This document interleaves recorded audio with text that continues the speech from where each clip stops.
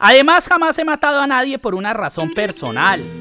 Jamás he matado a nadie porque me caiga mal. Bueno, quizá una vez, solo una vez. ¿Pero qué es un muerto entre cientos de miles? Cada muerto que tengo encima hace parte de una estrategia clara y de mi compromiso con algo que va más allá de mí mismo. En realidad, siento un poco que no soy el que los está matando. Es como si los muertos fueran parte de un río que fluye gracias a una corriente que no gobierno.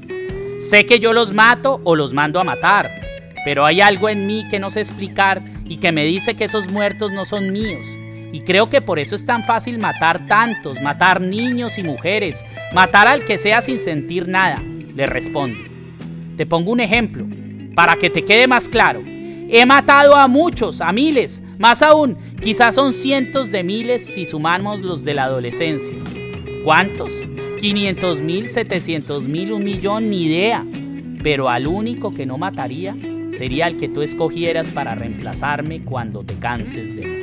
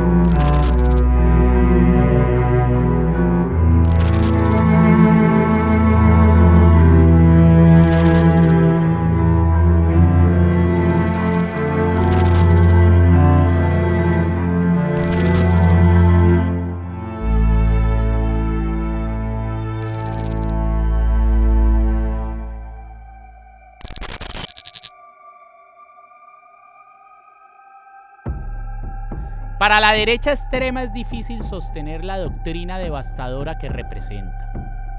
Los millonarios y poderosos no pueden venderle a una sociedad pluralista cada vez más educada y por lo tanto menos ciega un producto político basado en el daño medioambiental y en la deshumanización del individuo. Sus finalidades sociales pretenden la manipulación de las sociedades por medio del tráfico humano mercantilista que soporta un sistema desigual e injusto, impuesto a través de regímenes basados en la implementación de la crueldad que se sostienen a través de la aniquilación, del maltrato físico y moral de aquellos pueblos que llevan siglos sometidos.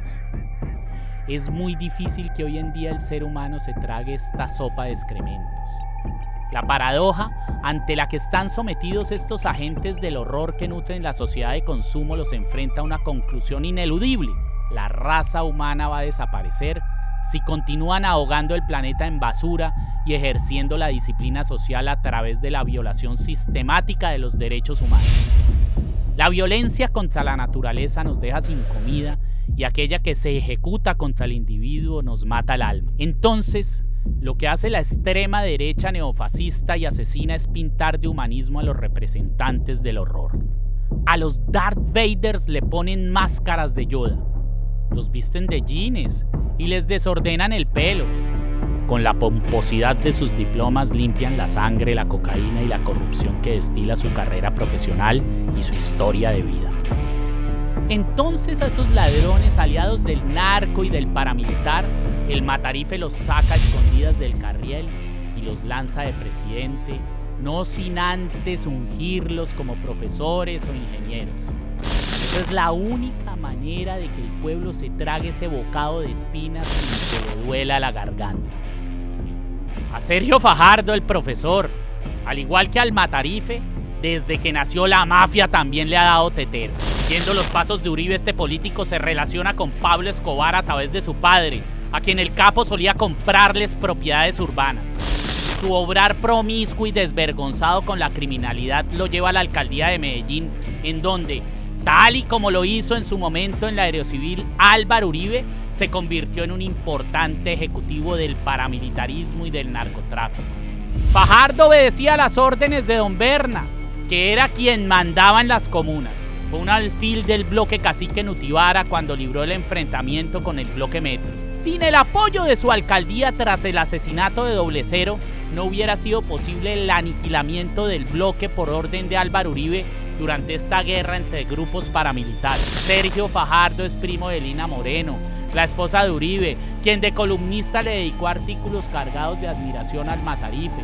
Es un paraco vestido de academia y progresismo. Ha tenido intensas relaciones con comandantes paramilitares a tal punto que le adjudicó millonarios contratos al narco y asesino, responsable junto con Álvaro Uribe del homicidio de Jesús María Valle Francisco Antonio Angulo, alias Piloto, concesionario del proyecto Hidroituango a través de sus empresas Topco, Mincivil y Explaneaciones S.A. Que se le decolore la máscara de profesor y que le quede la cara pintada de guasón al trazar los hilos claros que lo vinculan con el uribismo. Recomendado por José Obdulio Gaviria, contrata a su hermano Jorge Fernando Gaviria, un traquetico de poca monta que había sido capturado por lavaperros en Estados Unidos en los años 90, y a Gustavo Villegas, procesado por sus vínculos con la oficina de Envigado. El hermano de José Obdulio Gaviria se encargó de la desmovilización de los paramilitares en Medellín, específicamente del bloque cacique Nutibara de don Berna, como hombre de confianza de Sergio Fajardo, en un programa que era dirigido e inspeccionado por el señor Gustavo Villegas, quien recientemente fue condenado por los delitos de abuso de autoridad por omisión de denuncia y por abuso de la función pública por sus vínculos clandestinos con la oficina de Envigado. En ese entonces Fajardo trabajó con Gustavo Villegas, quien era el jefe de Jorge Fernando Gaviria Vélez, que tiempo después renunció a la alcaldía de Medellín para servir como testigo en la defensa de Gustavo Villegas cuando fue procesado por sus vínculos con la oficina de Envigado. Guillo Ángel, otro subalterno de Uribe perteneciente a su corporación genocida, le pagó la fiesta de cierre de campaña, y existen grabaciones que dan fe de las relaciones de profunda amistad que Fajardo sostenía con Mario Uribe y el narcotraficante de la misma oficina de Envigado, Carlos Mario Aguilar, alias Rogelio. Ese, ni más ni menos, es Sergio Fajardo, el neo-hippie bacaneado que se fue al mar a contemplar ballenas y que a nosotros nos dejó viendo el chispero que terminó de incendiar el país cuando le entregó la presidencia a Iván Duque. Y un amigo me dice, ¿por qué no se van para Nuquí a descansar 3 días? Y yo dije, listo, vamos para Nuquí.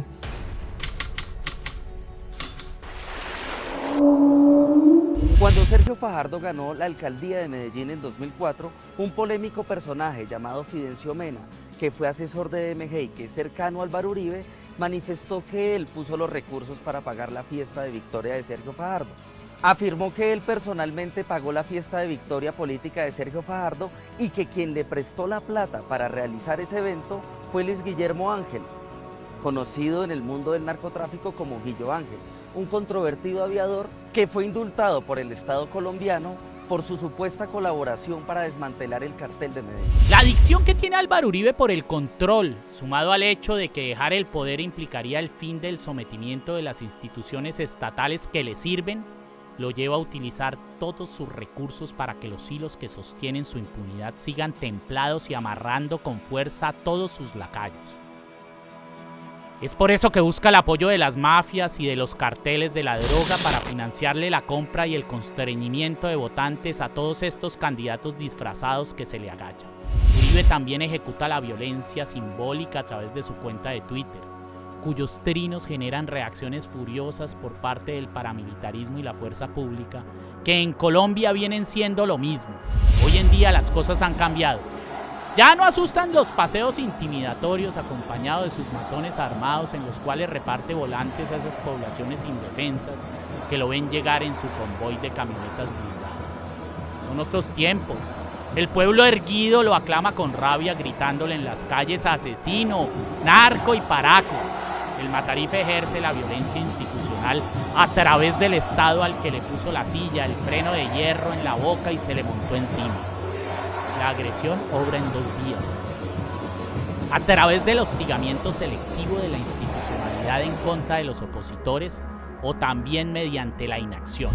El caso más representativo es el del fiscal Francisco Barbosa, el amigo del marrano de granja que nos metió la mafia del Matarife en el Palacio, cuya fiscalía no ha capturado al símbolo del narcoparagenocidio juvenil Andrés Escobar, ni ha avanzado en el esclarecimiento de hechos brutales como el apresamiento y juzgamiento público ante las cámaras de los celulares de 2 niños hambrientos que se robaron un par de panes en una tienda, asesinados luego por el paramilitarismo urbano de Tibú y dejados tirados a la orilla de un letrero que decía «Ladrones». La fiscalía que regenta el criminal Barbosa ha defendido abiertamente al Matarife, a quien, sin vergüenza alguna, sin diplomacia en las audiencias en las que lo debería acusar y luchar por llevarlo a prisión, obra como el equipo de abogados que batalla su absolución. Los crímenes en contra de los jóvenes asesinados y desaparecidos duermen en el archivo, y en cambio se captura y criminaliza a los jóvenes manifestantes, acusándolos de subversivos y terroristas. Que los jóvenes desaparecidos de Soacha fueron dados de baja en combate.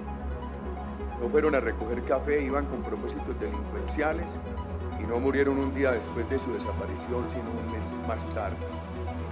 El desprecio por la juventud está en las agendas internacionales con las que Álvaro Uribe ha colaborado. Recordando las palabras de César Camino entre las maravillas de su pueblo y de su historia, descubro que los mexicanos también lloran miles de víctimas juveniles. La gestora del genocidio en México es la misma alianza tenebrosa entre la mafia y el Estado en la que el Matarife ha participado directamente desde que traficaba droga con el cartel de Sinaloa a través de su clan familiar Los Cifuentes Villa y desde que el grupo sicarial y cartel del narcotráfico La Oficina de Envigado, que es el cuartel que cogerenciaba a su antiguo socio y otro de sus buenos muertos, Luis Horacio Escobar, alias el Pulpo Invisible, protegía al hijo del Chapo, a quien cuando estuvo escondido en Medellín mandó a cuidar por estos obedientes subalternos de Paola Holguín, ancestralmente relacionada con esta gavilla de asesinos desde los tiempos en que su padre, el narco Franco Holguín, era el amo y señor de la Gallana. Pero aquí no acaban las relaciones de Uribe con miles de jóvenes asesinados por el gobierno mexicano. Así como los norteamericanos republicanos nos enseñaron las virtudes del paramilitarismo y nos instruyeron para crearlo, Álvaro Uribe importó los métodos de devastación social a la nación mexicana desde el año 2006, época en que varios oficiales de alto rango viajaron a aquella nación hermana a instruir a las fuerzas militares y a los agentes de inteligencia de Felipe Calderón. Tras meses de juiciosa cátedra homicida, el gobierno de Calderón empieza a distinguirse por la ejecución indiscriminada de masacres juveniles, además de finalizar su periodo como uno de los más sangrientos y corruptos y de encubrir los más poderosos carteles. Vemos entonces en Claudia López, en Sergio Fajardo y en Felipe Calderón a algunos amigos del Matarife. De los amigos del alma del Matarife habrá mucho que contar.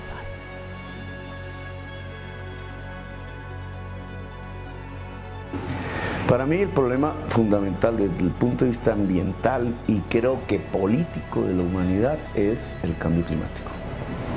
No es todo el problema ambiental, pero ahí, si eso no lo resolvemos, no resolvimos nada, porque puede acabar la especie humana y la vida en el planeta en tiempos que ya no son milenios, en tiempos que ya son decenios. Y lo que hagamos hoy es lo fundamental, ya dentro de 50 años no se pudo hacer nada.